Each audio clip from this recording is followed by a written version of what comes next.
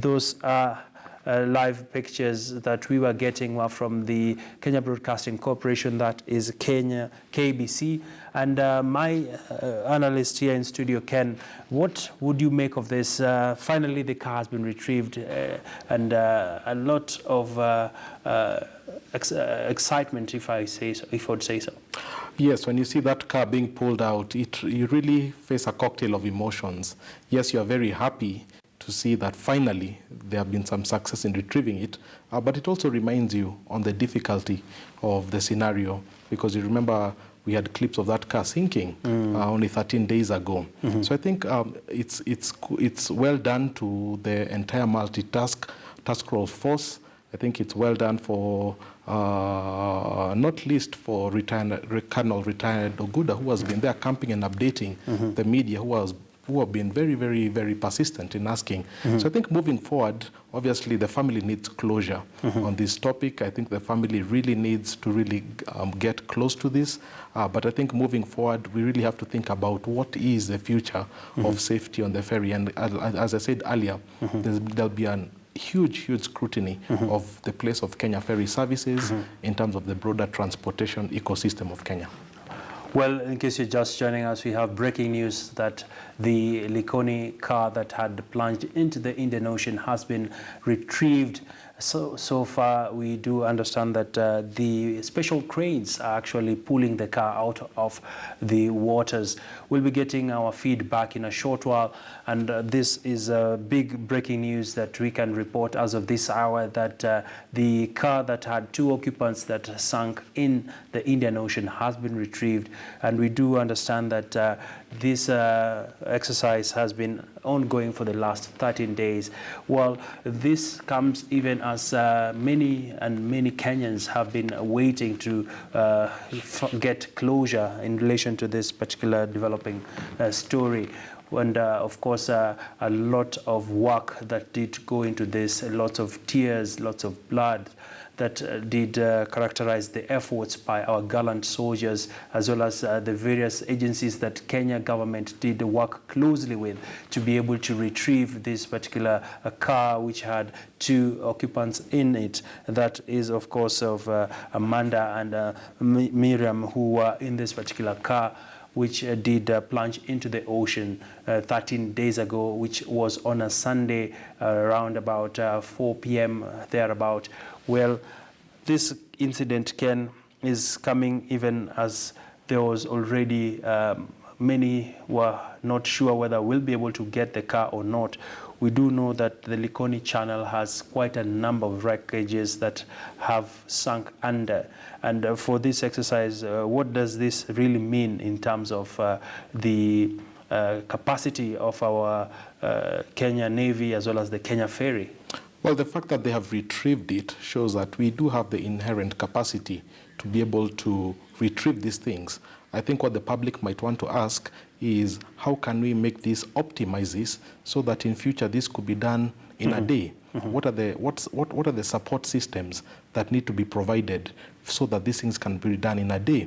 I think it's relief for the Navy, it's relief for the Kenya Ferry Services, because as Mashujaa was coming up next week, there was that talk of, that anger. People saying, how do we celebrate Mashujaa Day when we still have Amanda and Miriam down there? So I think this kind of brings a sense of finality to this thing. But my word, I think this will be the talking point for the rest of the year in terms of how can we make a safer Kenya moving forward. How can this be the last incident where such a thing happens? And this recovery exercise is that has lasted for the last 13 days comes to a close today. We did see earlier on there was light showers which perhaps affected the exercise. And for Kenya, what are some of the other lessons, especially for the Coast Guards as well as the Navy service? Well, remember only about a month ago, the Coast Guards was launched. And I think President Kenyatta gave a very eloquent speech on really the future of the Coast Guard and its role in securing the borders of Kenya. And I think there is investment coming in. I think, for me, the bigger talking point has been where is the role of the disaster management in terms of central command? Because what happens is there is capacity in all these organizations, but unless it's coordinated in a way that's very swift, it takes time. And human life underwater, it only takes 5 minutes to lose a human life underwater. So the question has to be, how is it possible that Kenya Ferry Services could be plying that route without any divers on board? I think one of the quick recommendations is at least 4 divers must be on board in every route. I think these are the quick, low-hanging fruit that we'll be expecting from Kenya Ferry Services in terms of, can we have a minimum of 4 divers? Can that ramp can it be closed? Or what other measures can we put into place? Or can it be serviced? Then moving forward is back to the issue of the bridge. And you've raised very valid points about the logistical architecture and how that might impede the traffic of future vessels. So I think the key thing is, can we be all round the table? Can we have a quick 100-day strategy in terms of making sure that the tears that have been shed, the blood that has been shed, the sweat that has been put in, that this brings it to the ultimate conclusion that never again in Kenya's history will such a tragedy happen. If that can happen, I think Kenya will have moved a step forward. Well, in case you're just joining us, breaking news reaching us is that the vehicle that plunged into the Likoni channel has been retrieved, and we are establishing contact with, we shall be getting you those live pictures. But as of now, the Kenyan Navy and South African divers have managed to retrieve the vehicle that plunged into the Indian Ocean 13 days ago that left a mother and her daughter dead.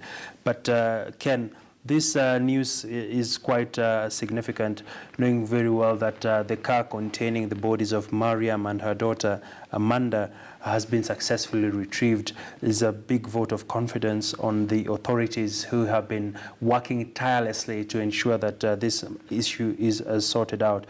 And we are able now to report that there is a huge presence of police as well as security agencies just around the Likoni channel. What we also do understand is that the area has now been cordoned off as this particular exercise continues, and hundreds and hundreds of people are gathering around this channel to look at this development. Well, we have been able to reestablish our links, and right now those are live pictures coming to us courtesy of NTV. And right now we can clearly see that the car has been brought aboard. It had been under the waters for 13 days. Well, this is breaking news reaching us word on the recovery of the car that plunged into the Indian Ocean. And so far we do and are able to report that the exercise has been successfully concluded. It is still unclear whether the mother and daughter, that is Miriam and Amanda, have been able to be retrieved as well. But we continue to stay on this breaking news right now. And so far, we do also understand that the government spokesman will be making a statement once they have been able to establish whether the 2 bodies are that of Miriam and Amanda, who plunged into the Indian Ocean 13 days ago. Well, right now, a sense of pride for Kenya, a sense of hope in the security forces who have been working day and night to retrieve these bodies. Well, right now we are able to report that South African divers, in conjunction with the Kenyan Navy, have been able to work in collaboration in this entire exercise that has seen the recovery of this car that had been under the waters for the last 13 days. And this is a very important and significant outcome, especially for the families who have been in the dark for the last few days. We do know that Kenya Red Cross personnel are currently on standby, waiting to, of course, handle the remains of the 2 who did die out of this incident. Right now, what you can see on your screens is the various players drawn from different state agencies just waiting, and we can also see a number of residents just also waiting and looking on to hear what did transpire, as well as what did occur on this particular matter. Well, this is a live feed from courtesy of NTV that we were receiving earlier there, where we've been reporting to you the wreckage that has been retrieved from the Likoni Channel. Such a momentous day for the Navy authorities, as well as for the Kenya Maritime Authority, which is also the custodian of all wrecks that are retrieved from the Indian Ocean. We also can report that we actually have the live pictures back. Well, those are live pictures courtesy of NTV. And as of now, we can clearly see final leg of this recovery exercise. We do know that by tradition, the Kenya Navy has to conduct a service just before they can make any announcement, and which is in honor of those who risked their lives to try and retrieve the bodies from the bottom of the sea and the bottom of the ocean, I beg your pardon. And this comes as a very important outcome, especially for Kenyans who have been angered on social media. When you go to social media, you get to see many Kenyans asking, how is it possible for the authorities to take that long for them to be able to retrieve bodies that did the two loved ones who did actually succumb once they sank into the oceans. Well, those are live pictures on our screens, and we can authoritatively report that the car that had plunged into the Indian Ocean has been retrieved from the waters, and so far the divers have been very instrumental in this particular exercise. This includes the Kenyan divers from the Kenya Navy, as well as the divers from the South African authorities. And so far, the car that is KCB 259 has been retrieved from the ocean, and we do know that the ill-fated vehicle had two occupants, Mariam and Amanda, her daughter, who we are waiting to see, are they in this car? How is the state of, what is the state of their remains?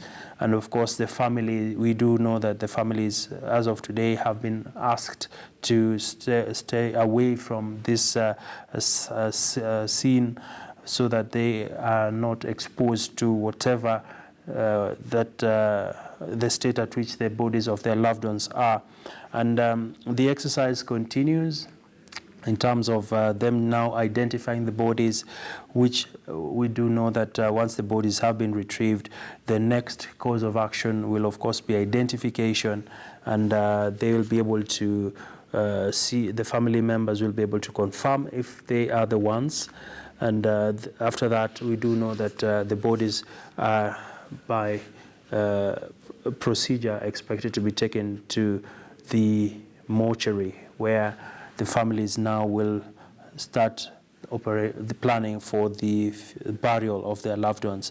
Well, this is breaking news that is reaching us as of this hour, that the car that plunged into the Indian Ocean has been retrieved, and this is of course a very good outcome from the exercise. And let me now bring in Ken. Ken, looking at this incident, the South African and the Kenya Navy divers were very instrumental in terms of locating the car. They had 14 spots where the car was believed to be. They narrowed the spots to 4 spots, and now they've been able to retrieve it. Yes, indeed, Abby. I think one of the emerging themes that's coming up is the role of technology in terms of disaster management. In the first few days of the recovery effort, there was claims that they were using the manual techniques, so diving into very dark waters, and really since there was no visibility, it was really to touch to see. But this is an area that is over 60 meters deep, and that is not a very viable technique. When I spoke to maritime experts, they tell me the use of echo sound technology is the way forward, because this is able to really, combined with robotics, is able to detect large bodies, especially something like the car, which is a big metallic object. It can bounce back those echo sounds to the tool. So I think the key question has been, how can Kenya deploy enough technology within its ranks? How can we move away from manual systems? Because technology is the way to go. And we saw with the Malaysian Airlines tragedy, which still had never been resolved. But you could see people trying to use these robotics that can go into deep, dark waters with lighting, where you don't really need to have human interventions down there. I think these are some of the things that we can really try to tap and learn from other countries. Well, Ken, very important aspects that you are bringing out there. And for the sake of our viewers who are just joining us, breaking news reaching us is that the ill-fated car that did plunge into the Indian Ocean has been retrieved. And we do understand that we actually are looking forward to getting more information on whether the two bodies are actually in the car and in which state. That is the next, of course, update that we should be sharing with you. But the number plate registration of the car is the same car. It is KCB 289C Toyota, which has actually been retrieved just a few minutes ago. Right now, the car is being examined, even as the various state actors are working around the clock to make sure that the matter is concluded. And right now, Ken, for us as a country, what are some of the key aspects that we need to focus on, especially when it comes to, of course, it might take a while for us to do a bridge or to have a permanent solution for the Likoni channel. But for people who normally use that channel, what are some of the tips that they need to really consider, knowing pretty well that you go into the ferry and you go in with your car? Do you stay inside? Do you stay out? What needs to happen, Ken? Obviously, I think most citizens will be looking at the issue of their own safety, because they say safety starts with you. Yeah. It's been a while since I used the ferry, but what I've been hearing people saying over the last few days is that the protecting barrier on the sides is actually not very extensive. So those are some of the things, avoiding being on the edges. I know sometimes people like to enjoy the view. It's quite scenic, it's quite beautiful, but I think sometimes trying to stay at the center, trying to stay on solid ground, I think that's a first step. I think another step really is for the ferry to really determine, in terms of lifeguards, life jackets. You know, I was told there's only about 1,000 life jackets that are carried on the ferry, which carries about 4,000 people. So really to try and, increase the number of life jackets on this type of thing, so that there's always a life jacket for every person on board. And then also to try and limit the number. Obviously, when you've been seeing these people boarding, it's a huge, it's a sea of humanity that enters the ferry. How do we try and regulate the numbers and possibly have more frequent trips, so that on every one trip, it's a manageable number? I think those are the small things that can be done very quickly next week, and at least can move the dial in terms of safety. Perhaps what could be going through the mind of the president as of this hour? He has not officially spoken on this issue, but what perhaps would we expect from the presidency and, of course, Ministry of Transport? What sort of comments would they be making in terms of this new development? The car has been retrieved, KCB 289C, which did plunge into the Indian Ocean. That was 13 days ago. If you calculate this, it comes to 312 hours later. I think the overarching emotion at the presidency is one of sadness. Anytime you lose one Kenyan, that's one too many lives lost. Obviously, they'll be encouraged by the fact that it has been brought to a conclusion. And the key thing has to be the president and part of the National Security Guard to really sit back and to really reevaluate, do we have the techniques? Can allow me to pause you for a moment?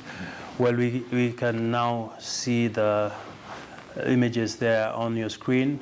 The Kenya Police as well as the Kenya Navy, they are just about to open the doors of the car, and it will be a sight to behold, especially for many Kenyans. We do want also to warn our viewers that perhaps we might be experiencing some graphical images, and thankfully our cameraman has been able to zoom out. Well, a lot of expectation right now at that particular point, and right now we actually able to report that ferry services have actually resumed, as you can see on the screen. That is one of the ferries that is currently ferrying the various passengers on that channel, meaning that the exercise to recover the car has been concluded. The channel is now open and ready for other vessels to use this channel. Remember, this is a crucial crossing path for various residents of the county, and of course for people traveling to Tanzania who use that particular road that links you after you've crossed it, links you to Kwale.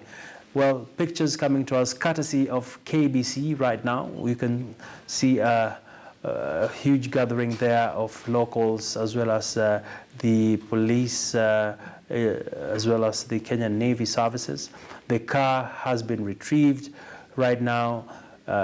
Perhaps the various investigators could be dusting it for fingerprints, as well as just verifying that all is intact. But from the images I was able to see from my side here, we did see all the windows were intact. That is the main front window and the rear window, as well as the side windows were all intact.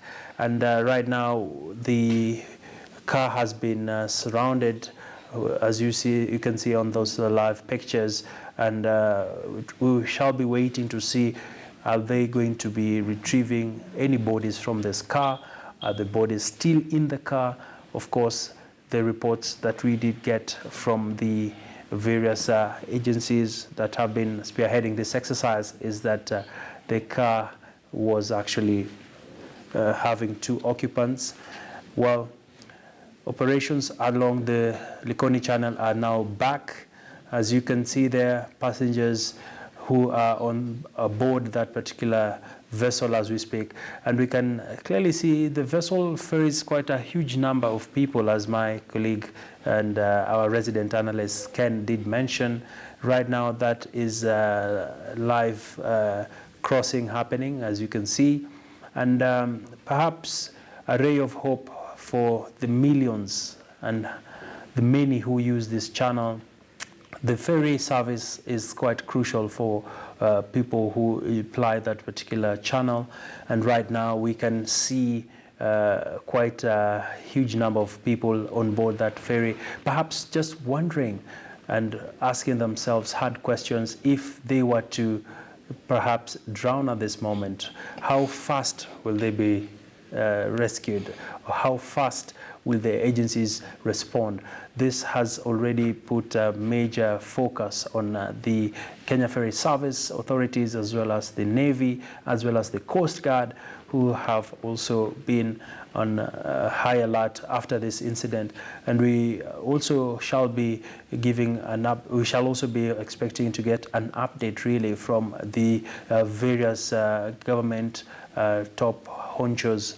We do expect the Transport Cabinet Secretary, that is James Macharia, as well as the Principal Secretary in the Ministry of Transport, that is one of the key people who have already been on ground covering and making sure the efforts are well planned, are well executed, and that is Esther Koimet, who is the Principal Secretary in charge of Transport. They are perhaps right now just working together to make sure that they convey the latest they know from this rescue, from this recovery mission, rather. As you can see on our live pictures there, courtesy of Kenya Broadcasting Corporation, KBC, right now a sense of calm, a sense of peace, a sense of belonging for Kenyans who can clearly see the gallant efforts by their various agencies that have been involved in this exercise, and also a tense moment, many waiting to see the loved ones, especially for the family. Many are still expecting to hear what the Navy authorities will say in regard to this particular matter. Well, we now have a better shot, as you can see on the screens. All of the officers there, their eyes fixed on the car, and you can clearly see their positioning and their stature does confirm that it is a very, very delicate exercise, and we do understand that the various agencies, that is the Kenya Red Cross, I can see one of the Kenya Red Cross personnel with a mouth mask, just waiting to get instruction on what happens next. Well, I can see a flag with passing over with one of the Kenya Navy boats that is just sailing across the waters there. Right now, a lot of anxiety, even as Kenyans wait to see the remains of the two, that is Mariam and Amanda, who did drown into the ocean just 13 days ago. Right now, there's that particular exercise of now getting the bodies out of the car.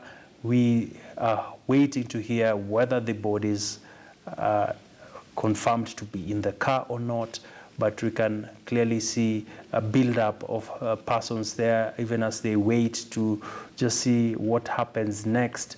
And of course, the government spokesman, Colonel Retired Cyrus Oguna, will also be giving an update in relation to what transpired so far, as well as from the South African government, which has also been quite significant in terms of this recovery mission.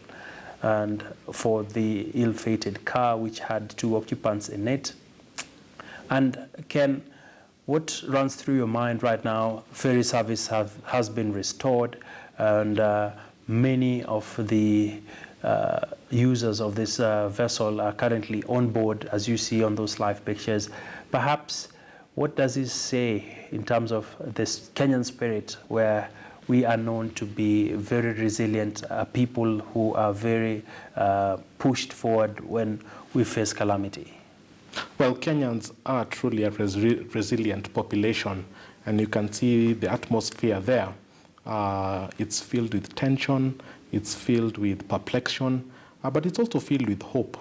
Hope that, yes, we do have the capacity to be able to retrieve this. But when I look at these images of the ferry, and you look at all these people on the sidelines, you know, you really want to ask the question, you know, is that the best safe position to be in a ferry? Because many of them look like, you know, it's just, you know, they're leaning on the sidelines, and doesn't look like in a very safe spot. You know, when you take an airline, Abby, before you take off, you know, the crew always take you through the emergency measures. They'll show you the exit doors, they'll show you the life jackets. One gets the sense that that kind of rigor is not applied to the ferry services.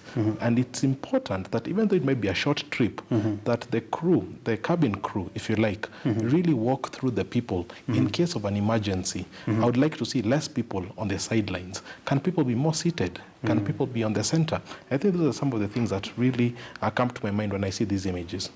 All right, Ken. Those are live pictures courtesy of KBC. Well, right now we are waiting as the clock continues to tick. Many Kenyans glued to the screens, waiting to see the remains of Mariam and Amanda, who were in this car that did plunge into the Indian Ocean. We do know that there are close to 35 known shipwrecks underwater along Kenya's coastline, majority being Portuguese naval and merchant ships. 24 of them have been underwater for over 500 years. And while 11 of them have been underwater for over 50 years.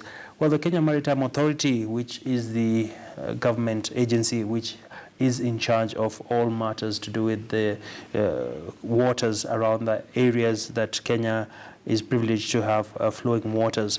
Well, the KMA is the chief receiver as well of all the wrecks and official who administers law dealing with the maritime wrecks and salvage in Kenya under the Admiralty jurisdiction. While KMA's task in this exercise will be to process reports of the wreck in the interest of both the finder and the owner of the interested parties.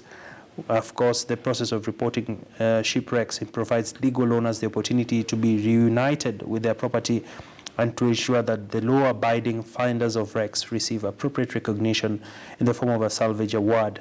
While the receiver of wreck releases an annual report in which it outlines interesting finds and statistics for that year. While two of the major known shipwrecks that we can report in Mombasa are the MV Globe Star that ran aground off Mombasa, that is on 27th April. Well, live pictures there courtesy of KBC, and the Likoni car has been retrieved. Right now we can see a ferry that is already cruising through the Indian Ocean Channel.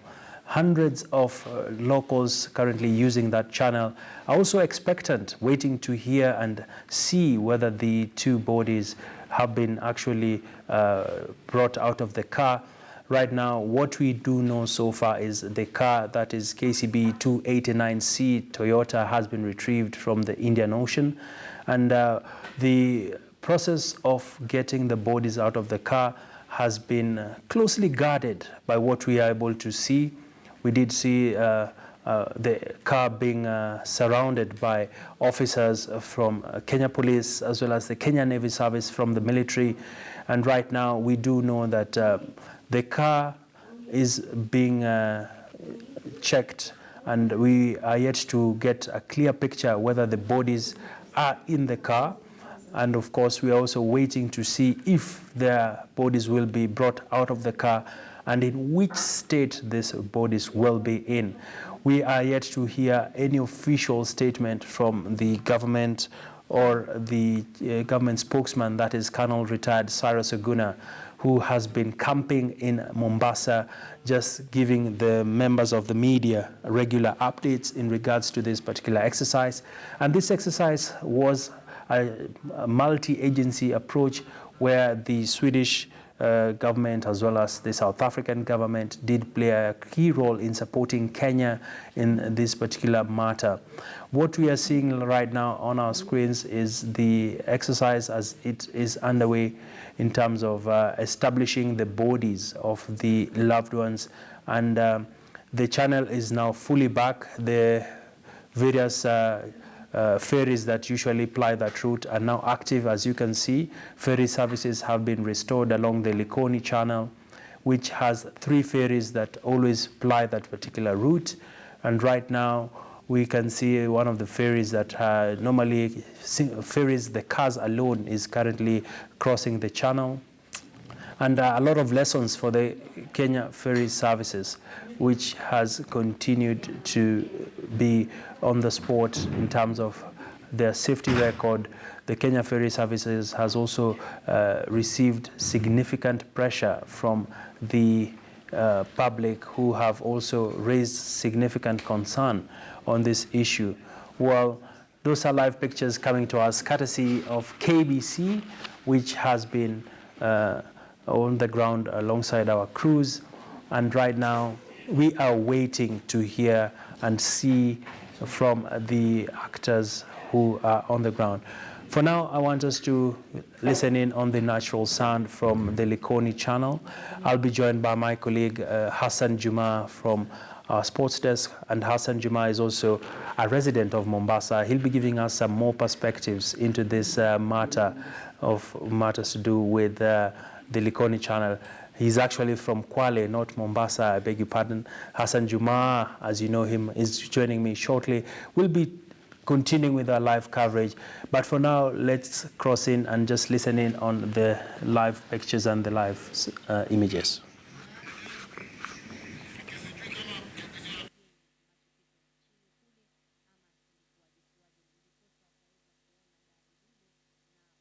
Well, we continue to relay our live coverage on the Likoni recovery mission that is about to be concluded.